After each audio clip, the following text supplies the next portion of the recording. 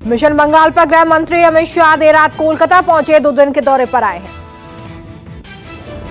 सुबह करीब 11 बजे आज रामकृष्ण मिशन जाएंगे, जिसके बाद मिदनापुर में मां सिद्धेश्वरी मंदिर और देवी महामाया मंदिर में करेंगे दर्शन।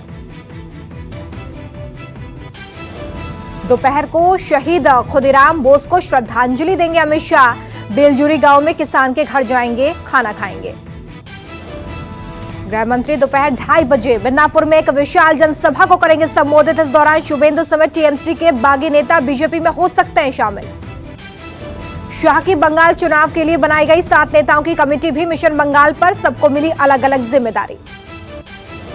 शाह की इस टीम में गजेंद्र शेखावत, मनसुख मांडविया, संजीव बालियान, प्रहलाद पटेल, केशव प्रसाद मौर्य, नरोत्तम मिश्रा का नाम शामिल।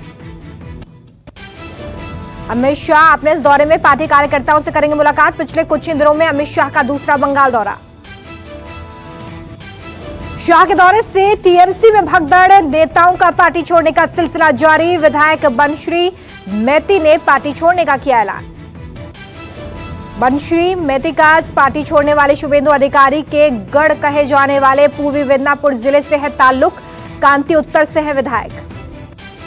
टीएमसी विधायक जितेंद्र तिवारी का इस्तीफा हुआ नामंजूर, जितेंद्र की होगी घर वापसी।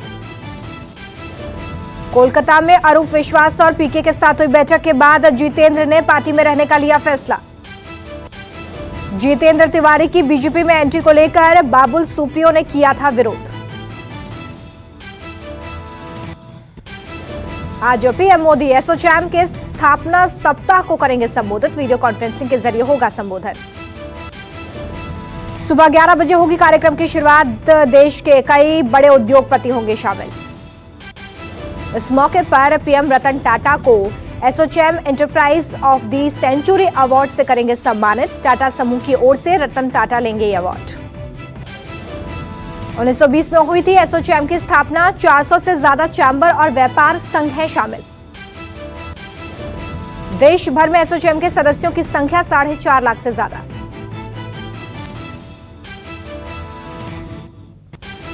आज कांग्रेस की अहम बैठक, पार्टी के बड़े नेता होंगे शामिल। G23 के नेताओं को भी बुलावा दिया गया। G23 के नेताओं ने अगस्त में सोनिया गांधी को चिट्ठी लिखकर पार्टी संगठन में बड़े बदलाव और पूर्णकालिक अध्यक्ष की मांग की थी। आज की बैठक में कमलनाथ को भी दिल्ली बुलाया गया। सोनिया गांधी ने कमलनाथ को नाराज नेताओं को मनाने की जिम्मेदारी सौंपी। बैठक में पार्टी के नए अध्यक्ष के चुनाव के लिए आम राय बनाने की हो सकती है कोशिश। बैठक में राजस्थान के सीएम अशोक गहलोत भी होंगे शामिल। पार्टी गहलोत को सौंप सकती है कोई बड़ी जिम्मेदारी। पीएम ने कृषि कानूनों पर दूर किया भ्रम, कहा ना एमएसपी खत्म होगी ना मंडियां बंद होंगी, ये सब झूठ। पीएम ने कहा कि मंडियों के आधुनिकीकरण को लेकर 500 करोड़ रुपए खर्च किए गए। पीएम मोदी ने यह भी कहा कि किसानों के कंधे पर बंदूक रखकर वार किया जा रहा है। किसान नेता राकेश टिकैत ने पीएम की बातों को बताया झूठ, कहा हमें 500 की भीख नहीं, एमएसपी का हक चाहिए। सीपीआईएम के महासचिव सीताराम येचुरी ने बीजेपी पर साधा निशाना, कहा मैनिफेस्टो में जो भी बातें रखी सरकार ने उसे लागू नहीं किया। कांग्रेस ने भी कृषि कानूनों को लेकर बीजेपी पर किया वार, कहा मोदी सरकार अब ईस्ट इंडिया कंपनी से भी बड़ी व्यापारी कंपनी बन गई है। जम्मू कश्मीर में डीडीसी चुनाव का आज 8वां और आखिरी चरण, सुबह 7 बजे से वोटिंग जारी। 8वें चरण में 28 सीटों पर मतदान। कश्मीर संभाग की 13, जम्मू की 15 सीटें शामिल। इस चरण में 168 प्रत्याशी चुनावी मैदान में अपनी किस्मत आजमा रहे। कश्मीर डिवीजन में 83 उम्मीदवारों में 31 महिलाएं, तो जम्मू कश्मीर डिवीजन के 85 उम्मीदवारों में 15 महिलाएं। इस चरण में कुल 63 लाख मतदाता करेंगे वोट। 3,27,168 पुरुष और 30,03,275 महिला मतदाता शामिल। कुल 1703 मतदान केंद्र बनाए गए, जिसमें कश्मीर में 1028, जम्मू में 675 केंद्र बनाए गए हैं। 22 दिसंबर को नतीजे सामने आएंगे। प्रयागराज में संतों का समागम, आज मंदिर समेत कई मुद्दों पर होगी चर्चा। इसके बाद बनारस में होगी अगली बैठक। अयोध्या में धन्नीपुर में बनने वाली मस्जिद की डिजाइन को लेकर आज अहम बैठक, औपचारिक तौर पर दी जाएगी डिजाइन की जानकारी। लखनऊ में सुन्नी वक्फ बोर्ड के दफ्तर में होगी बैठक। धन्नीपुर में बनने वाली मस्जिद का खाका होगा तैयार। जानकारी के मुताबिक बाबरी मस्जिद के बराबर एरिया में बनने वाली इस मस्जिद में एक साथ 2000 लोग नमाज अदा कर सकेंगे। Indo Islamic cultural foundation trust ने किया मस्जिद की डिजाइन को तैयार।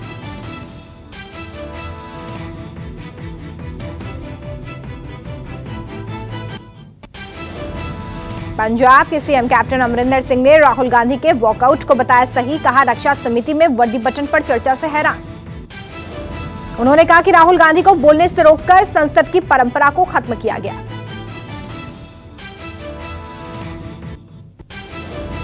डर से कांप रहा पाकिस्तान, भारत फिर से कर सकता है सर्जिकल स्ट्राइक, विदेश मंत्री मोहम्मद कुरैशी का बयान। अबुधाबी में प्रेस कॉन्फ्रेंस के दौरान दिया सबूतों का हवाला, कुरैशी का दावा आंतरिक मुद्दों से ध्यान भटका रहा है भारत। कुरैशी के अनुसार इस बारे में दुनिया के कई देशों को पाकिस्तान ने जानकारी दे दी है, माकूल जवाब देने की तैयारी कर ली है। पाकिस्तान ने दुनिया के देशों से कहा कि अगर ऐसा हुआ तो अफगान शांति वार्ता प्रभावित हो सकती है। नोएडा के एक मकान में लगी भीषण आग, हादसे में रिटायर्ड ब्रिगेडियर और उनकी पत्नी की दम घुटने से मौत। नोएडा के सेक्टर 29 की घटना, दमकल की 3 गाड़ियों ने मौके पर पहुंचकर आग पर काबू पाया। आग लगने का कारण short circuit. Retired brigadier RP Singh 84 और उनकी पत्नी 78 साल की थीं। दोनों मकान नंबर 92 में रहते थे। नोएडा के सेक्टर 18 में दिन दहाड़े लूट की वारदात, सब इंस्पेक्टर से विवाद के बाद कार सवार युवक सर्विस रिवॉल्वर लेकर फरार।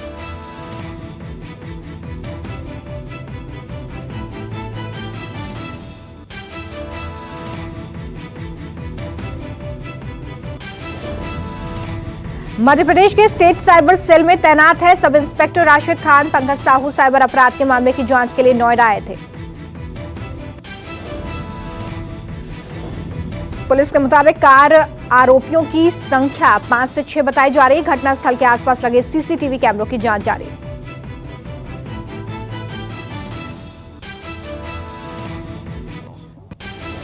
दिल्ली के सागरपुर के एक मकान में लगी आग, 2 सगे भाइयों की मौत। इनकी पहचान श्रेयांश और आयुष के रूप में हुई। 4 मंजिला मकान के जिस हिस्से में आग लगी उसका इस्तेमाल गोदाम के तौर पर होता था, जिसमें चप्पल रखी जाती थी। शुरुआती जांच में आग लगने का कारण शॉर्ट सर्किट बताया जा रहा है। फिलहाल मामले की छानबीन जारी।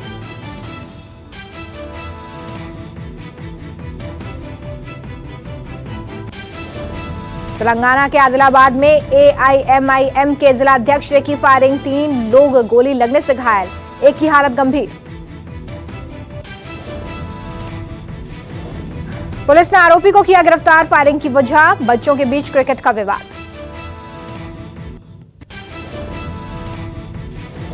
बिहार में पटना के फुलवारी शरीफ में पशु चोरी के शक में एक शख्स की पीट कर हत्या। मृतक 32 साल का बताया जा रहा है, जिससे घंटों तक मारपीट की गई है, जिसके बाद उसकी अस्पताल में मौत हो गई। मुंबई क्राइम ब्रांच ने एक हाई प्रोफाइल महिला सिंगर को चोरी के आरोप में किया गिरफ्तार। खास बात यह है कि यह महिला बेंगलुरु से फ्लाइट के जरिए मुंबई आकर चोरी की वारदातों को अंजाम देती थी और फिर फ्लाइट से उसी दिन वापस चली जाती थी। पुलिस के मुताबिक आरोपी मुनमुन का साल 2008 से आतंक से था। ये देश के अलग अलग शहरों में इसी तरह चोरी को अंजाम दे रही थी। चेन्नई एयरपोर्ट पर कस्टम अधिकारियों की कार्रवाई, 50 लाख रुपए की कीमत का 972 ग्राम सोना जब्त। एमपी के इंदौर में कार एक्टिवा की टक्कर के बाद धक्का मुक्की में डंपर के नीचे आए युवक की मौत। लखनऊ में पुलिस को कामयाबी, 5 अपहरण के आरोपियों को किया गिरफ्तार। पटना के गुरु गोविंद सिंह अस्पताल के पास देसी बम फटा, हादसे में 2 बच्चे घायल। विशाखापट्टनम में एक स्टील प्लांट में लगी आग, दमकल की गाड़ियों ने मौके पर पहुंचकर आग पर पाया काबू। एक बार फिर सोने चांदी की कीमतों में आया उछाल, सोना 50,000 रुपए, चांदी 67,500 के पार। उतार चढ़ाव के बाद बंद हुआ शेयर बाजार, सेंसेक्स पहली बार 47,000 के पार। दिसंबर में डीजल की बिक्री गिरी, कृषि और ट्रांसपोर्ट सेक्टर में धीमी रफ्तार के संकेत। फ्लिपकार्ट बिग सेविंग डेज की हुई शुरुआत, इलेक्ट्रॉनिक उत्पादों पर मिलेगी 70% छूट। शुरू हुई OnePlus की 7th एनिवर्सरी सेल, स्मार्टफोन और टीवी पर मिलेगी भारी छूट। भारत ऑस्ट्रेलिया टेस्ट मैच का दूसरा दिन ऑस्ट्रेलिया की पहली पारी में 191 पर ऑल आउट अश्विन ने 4, उमेश ने 3, बुमराह को 2 विकेट मिले।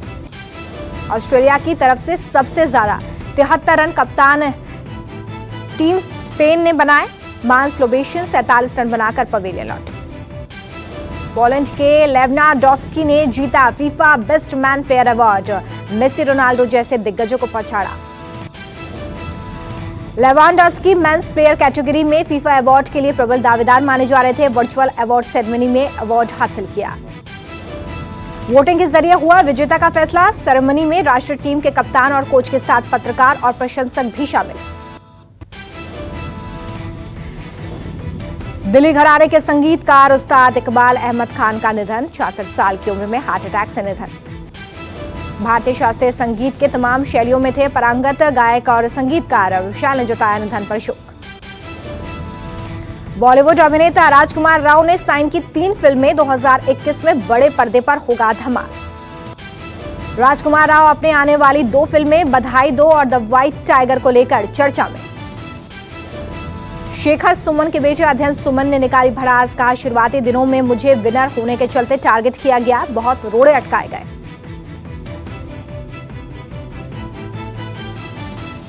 नमस्कार, मैं हूं मानक गुप्ता। अगर आपको हमारा ये वीडियो पसंद आया हो तो इसे लाइक और शेयर जरूर करें और हां, हमें सब्सक्राइब और फॉलो करना ना भूलें ताकि आप देश और दुनिया की कोई खबर मिस ना करें। तो जुड़े रहिए हमारे साथ और देखते रहिए न्यूज़ 24।